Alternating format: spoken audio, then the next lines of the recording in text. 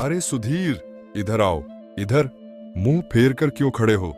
अरे सुधीर, इस बार कृषि के लिए मुझे नहीं लगता कि तुम्हें किसी पैसों की जरूरत है। तुम तो मुझे देख भी नहीं रहे हो। पिछली बार जब आए थे तो तुम्हारे चेहरे पर 5 बीघे जमीन गिरवी रखने की चिंता साफ झलक रही थी। क्या बात है, आज तुम्हारा यह आत्मविश्वास कहां से आया? कहीं कोई और नया कर्जदाता तो नहीं मिल गया? नमस्ते मालिक। नहीं नहीं, ऐसी कोई बात नहीं है। आप ही हमारे अन्नदाता हैं। इस बार मुझे पैसों की जरूरत नहीं है, क्योंकि मेरा बेटा आनंद नगर शहर में एक अच्छी कंपनी में काम करता था और वहीं से उसने अपने शुरुआती वेतन का एक बड़ा हिस्सा मुझे गांव में भेज दिया है। मालिक, इस बार बीज, खाद और हल बैल का प्रबंध उसी पैसे से हो गया है। ओह, तो यह बात है।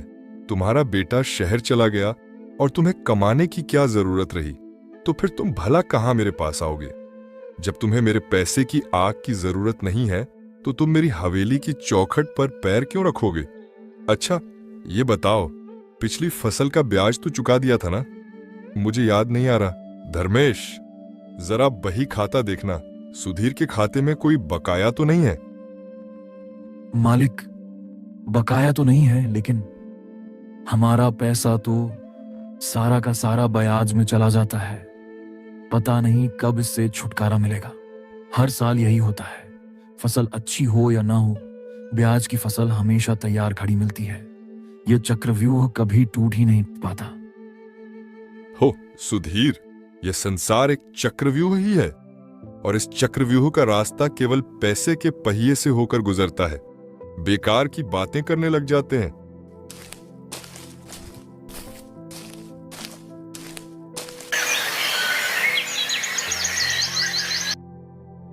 धर्मेश, वरुण को बुलाओ। अरे वरुण, सच बताओ, तुम कब लौट आ रहे हो मुझे पैसे? और इस बार तो तुमने ब्याज भी नहीं दिया। तुम्हें पता है ना, मेरा कर्ज सूर्य की रोशनी की तरह है, हर पल बढ़ता जाता है। तुम जानबूझकर देरी कर रहे हो या तुम्हारी नीयत खराब हो गई है? मालिक, क्षमा करें। मैं जानता हूं देर हो गई है, लेकिन मैं फसल काटने वाला हूं। बस 2-3 दिन की बात है। जैसे मैं फसल काट लूंगा, तुरंत आपको हिसाब किताब करके मूलधन और ब्याज सब पैसे दे दूंगा। मैं आपके पैसे कहां लेकर भागूंगा मालिक? थोड़ा और समय दीजिए। सुनो वरुण, अगर तुम देरी करते हो, 1 दिन की भी देरी, तो तुम्हारा यह साधारण ब्याज सामूहिक ब्याज बना दूंगा, यानी ब्याज पर भी ब्याज। और फिर तुम्हारे पास चुकाने के लिए कुछ नहीं बचेगा। तुम्हें पता है ना, धर्मपुर में धनपाल का नियम ही अंतिम नियम है। कल दोपहर से पहले अगर पैसा नहीं आया तो तुम्हारा खेत मेरी हवेली के कागजात में होगा। जी मालिक जी, मैं जल्द ही आता हूं।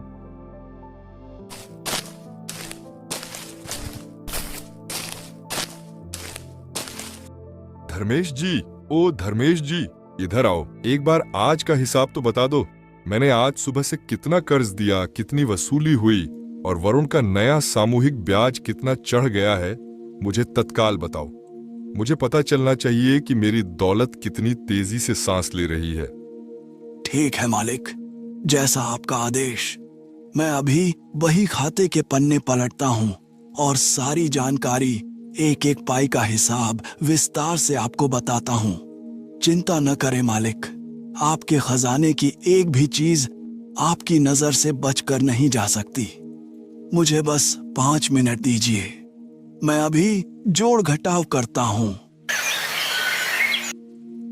वैद्यराज, सुबह से मेरे बेटे का शरीर आग की तरह बुखार से जल रहा है।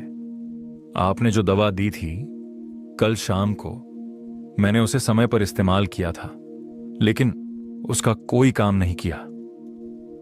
बुखार और बढ़ता ही जा रहा है। मेरा कलेजा फटा जा रहा है। देखो रमेश, मुझे लगता है कि यह साधारण बुखार नहीं है, यह जरा गंभीर मामला है।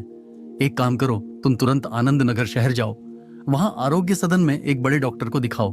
मेरी दवाएं केवल गांव की छोटी मोटी बीमारियों के लिए हैं, इस बीच मैं तुम्हें ये एक और दवा दे रहा हूं, अभी के लिए इसका इस्तेमाल करो। ये थोड़ी राहत देगी, पर स्थायी इलाज शहर में ही मिलेगा। दवा के लिए पैसे कितना लगेगा डॉक्टर साहब? अभी मेरे पास मतलब देखो रमेश, शहर के बड़े डॉक्टर की फीस, वहां का इलाज और ये मेरी दवा, कुल मिलाकर लगभग 50,000 रुपए लगेगा। ये कोई छोटी रकम नहीं है, पर जान से बढ़कर भी नहीं। तुम जितना जल्दी हो सके उतना जल्दी आनंद नगर लेकर जाओ और इसका इस्तेमाल करो। क्यों जी, हम इतना पैसा कहाँ से लाएंगे? 50,000 रुपए, ये तो हमारी महीने भर की कमाई से भी ज्यादा है। पिछली फसल का कर्ज अभी तक नहीं उतरा है और ऊपर से ये नई मुसीबत। मुझे नहीं पता कि क्या करना है। मेरी तो बुद्धि काम नहीं कर रही है। मेरे पास तो अभी केवल 1,000 रुपए ही बचे हैं, पिछले हफ्ते की मजदूरी के। बाकी सब तो पिछले महीने के कर्ज में चला गया। अब क्या करें?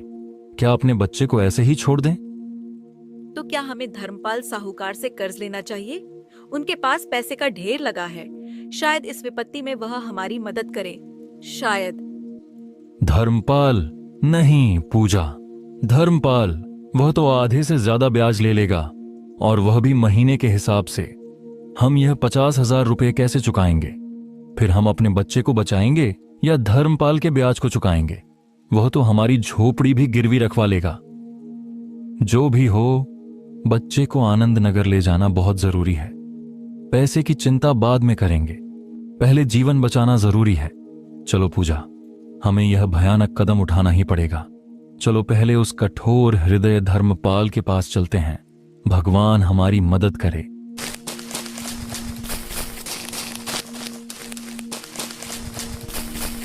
अरे पूजा, तुम्हारी यहाँ कैसे आना हुआ? तुम तो कभी कभार ही दिखती हो।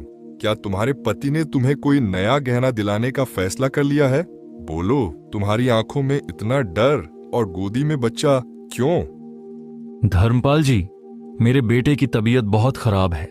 धर्मपुर के वैद्यराज ने तुरंत आनंद नगर शहर के बड़े डॉक्टर के पास ले जाने को कहा है।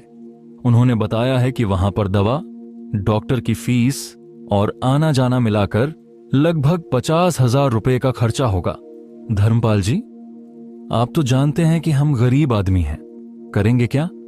क्या आप हमारी मदद करेंगे? हमें 50,000 रुपए की तत्काल आवश्यकता है। ओह, क्या बात कर रहे हो? मैं और मदद करूंगा? मैं दानवीर नहीं, मैं साहूकार हूं।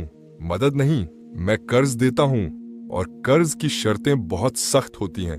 सुनो, मैं तुम्हें पैसे तो दे दूंगा, लेकिन तुम्हें यह सारा पैसा, मूलधन और उसका ब्याज ठीक 1 महीने के अंदर चुकाना होगा। अगर 1 दिन की भी देरी हुई तो ब्याज दर दोगुनी हो जाएगी। मंजूर है? ठीक है मालिक, मुझे मंजूर है। कृपया मुझे अभी 50,000 रुपए दे दीजिए। मेरा बेटा तड़प रहा है। मैं आपका कर्जदार रहूंगा। हम हर कीमत पर चुकाएंगे। धर्मेश जी, ओ धर्मेश जी, सुनो, इन गरीबों को 50,000 रुपए दे दो और कागजात तैयार कर लो। ब्याज की दर 10% मासिक लिखना, और जमीन गिरवी रखने का कॉलम खाली मत छोड़ना। जी मालिक, जैसा आदेश। यह लो पूजा, पैसे गिन लो। लेकिन मालिक, यह तो केवल 40,000 रुपए हैं। मुझे 50,000 रुपए की जरूरत थी। केवल 40,000 ही सही होगा। 50,000 क्यों दूं? जो 10,000 रुपये ब्याज का पैसा है वह कौन देगा? तुम्हारा बाप देगा क्या? मैं अपना कमीशन, अपना अग्रिम ब्याज अभी ही काट रहा कहूं। यह मेरा नियम है। मैं रिस्क ले रहा हूं। यह तो सरासर अन्याय है। आप पहले ही ब्याज काट रहे हैं। यह कैसा नियम है? हमें तो पूरे 50,000 की जरूरत है। मेरे पास ऐसा ही होगा।